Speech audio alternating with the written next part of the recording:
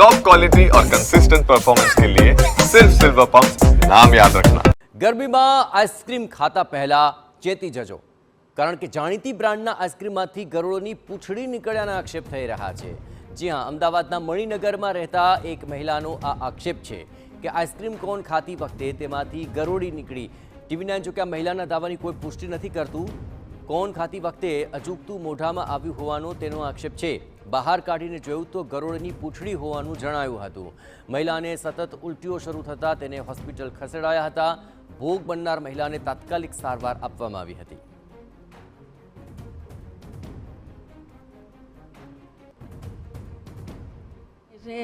जैसे ही मैंने खाया थोड़ा सा निकला तो है ना चिप में से खुद ही ऑटोमेटिक चिपकली से बाहर आ गए हाथ में मेरे।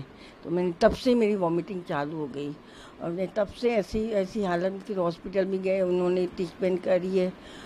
और ये लक्ष्मी कॉर्नर से हम ये कॉर्न लाए थे, होएमोर का।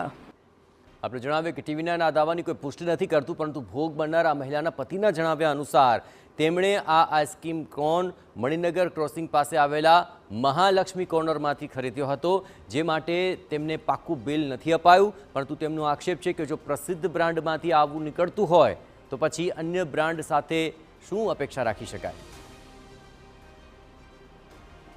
शॉप पे था तो मेरी घरवाली का फ़ोन आया कि भाई आप जो कल रात को कौन लेके आए थे, मैंने खाया तो मेरे को वॉमिट हो गई और वॉमिट में ये छिपकली का ये निकला है।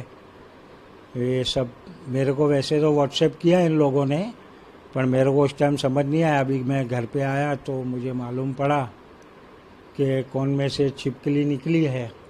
और वो कौन के मैंने बोला पन्ने बन्ने सब संभाल के रखना। हेवमोर कंपनी ब्रांडेड कंपनी है, अगर उसमें ऐसा होता है तो दूसरी कंपनियों का क्या होगा।